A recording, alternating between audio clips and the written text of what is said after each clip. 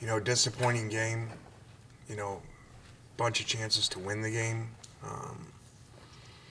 Really on offense twice. We have the ball in 4 or 5 minutes and give it back to them. Then they go down and score on us. They throw a back shoulder fade into 2 minute, into two man, which I've never seen in my life. It's a dead play, and the corner doesn't make the play, and the safety runs out of bounds, and so they score a touchdown. So then we have another chance, and ball's going down about the 6 or 7. We drop the ball. We're going to have 3 seconds and one play to score and go for two and win the game. So tough one to swallow. We did play better at times defensively.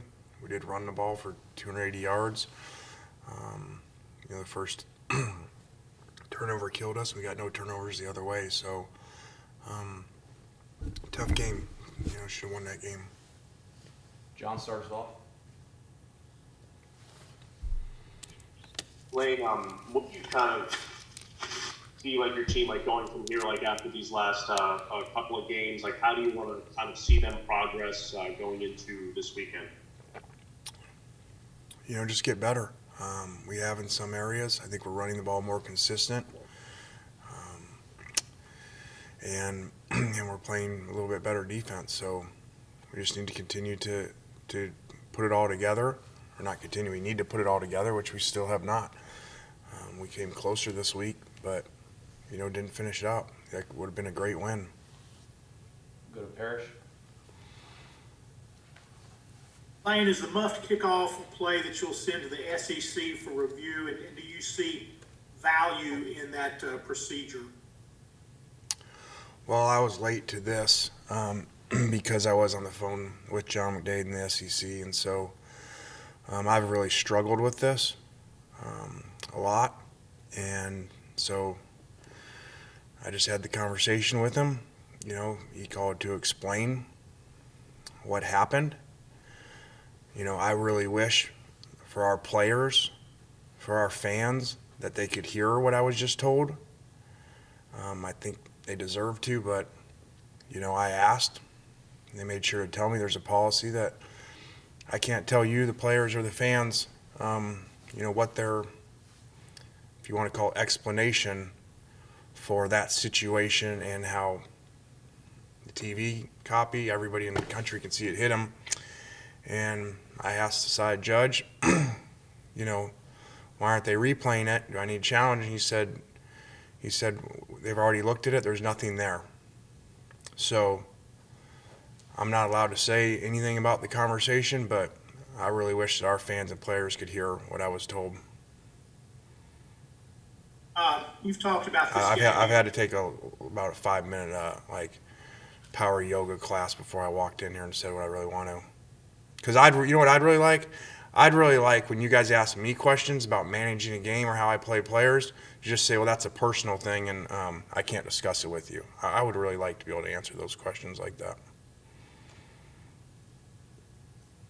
What's the mindset of your guys? I mean, you've talked how difficult this particular loss was. How do they get over that? How do you help them through that this week? Well, we pointed out this morning, good, bad, ugly, on the tape that I do for them and show them. There's some times that, I feel like we turned down some hits. Didn't block as well as we should receiver-wise on the perimeter. Didn't cover as hard in some special teams. And so, our job was here to come here and fix that. And so when you see some plays that look like what you'd seen on film before, you get frustrated. So, and it was, the DK Metcalf clip, we ended with that, which was really good timing to show, all right, hey, here's us not finishing plays, and look at this guy. I mean, this is unbelievable. So, I hope maybe that helped. Yeah, go ahead.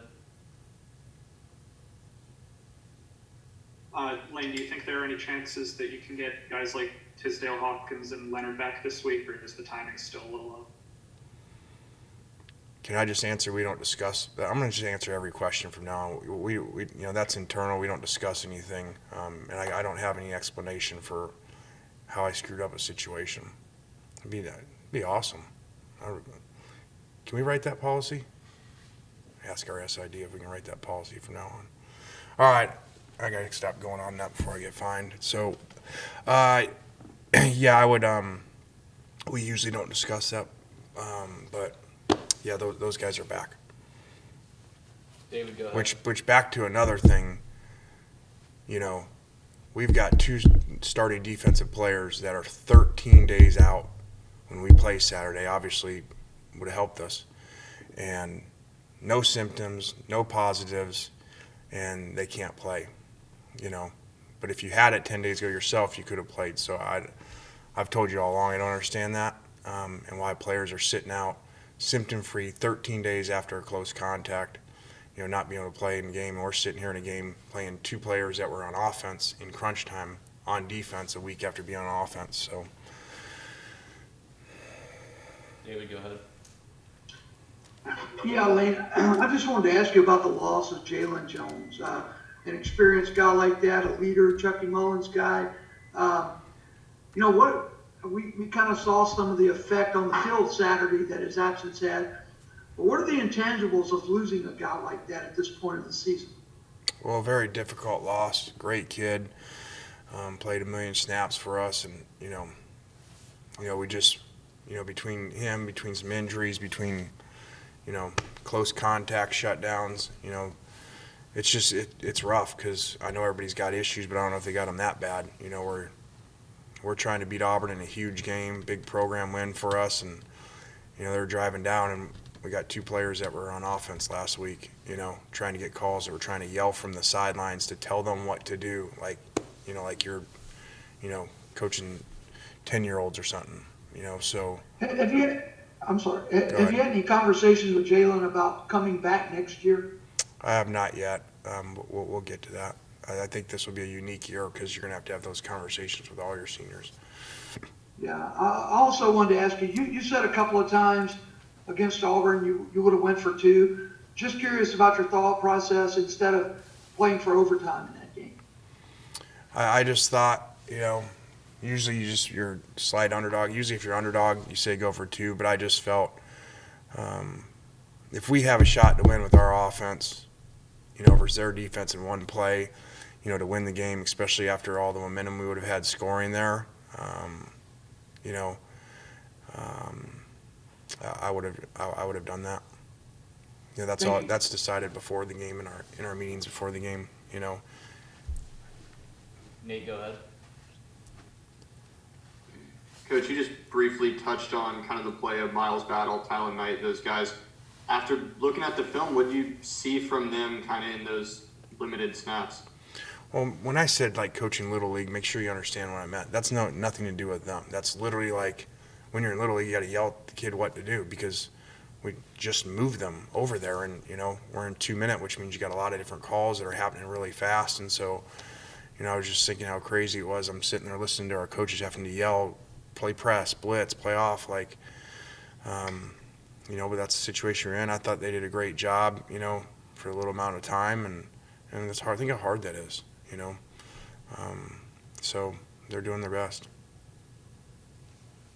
Go back to John. Lane, when you look at a matchup with a team like Vanderbilt, and also considering the fact that once Saturday rolls around, they will not have played football in 3 weeks. I mean, how much of an advantage is it for you guys, and how do you kind of approach a certain situation like that if there is a certain different one? Well, it's kind of dangerous, less games of us to watch on them. I believe they've had some COVID issues where it sounds like now they're getting back from them. And the players that were banged up are all coming back. So I don't know that it's a great advantage. A lot of people would like to have back-to-back buys. Parrish, go ahead.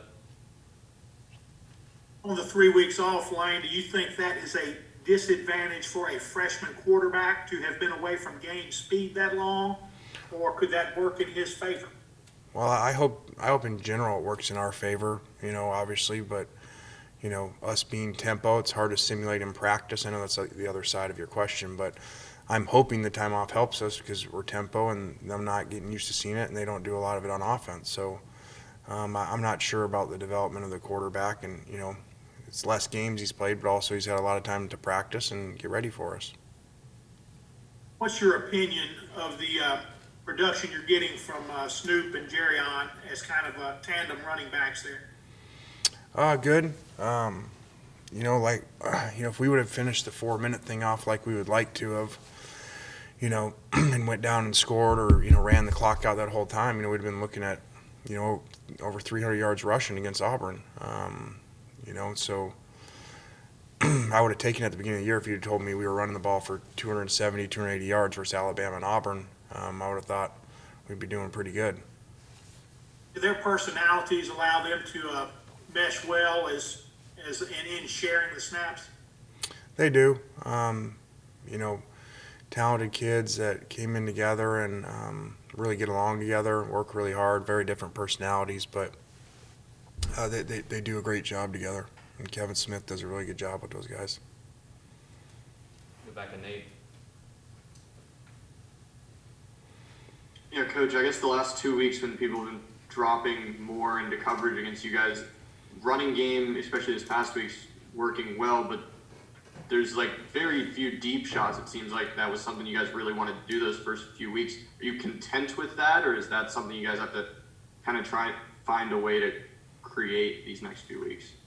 Well, you got to run them out of it. Like we said, after, Arkansas, these guys make a lot of money for a reason in this conference, and they're really good coaches, and they copy, and so came out in the first quarter, they ran exactly Arkansas's defense, which they hadn't done before. And so I'd like to think we ran them out of it by the success running the ball and got them to change a little bit. And so when they do that, there's no shots to take, and you got to be patient, which I don't think we did a great job of 2 weeks ago. We did a much better job last week, and he did have one that he got a PI on, so that explosive play, and took another one, but they were deep. He kind of forced it. He could have checked the ball down to the back, for 10 yards, and so we did hit the tight end up the seam, but no, they're not giving us the same ones, that they were early on. Go ahead, Nick. Lane, you talk about finishing plays and finishing games and the DK Metcalf play and all. In your experience, have you ever coached a team in mid-season? And if so, kind of how do players learn that skill? I'm sorry, have I ever coached what in midseason? Have you ever coached a team that learned finishing mid-season? Yeah, I was thinking about it. Our first year as assistant with Pete Carroll at USC, we started, 1-5 or 2-5, I think, and then won the last 5 games of the season in the first year. Kind of set that off into, a great run of after that 6 straight years of coach going to BCS games, I think it was, or something. So, they just came together. We were playing a lot of young players on defense at that time, and then the last half of the season just started playing better. So, this team could do this. This team could go on a great run here, in these next 5 games. We just got to put it together and get better.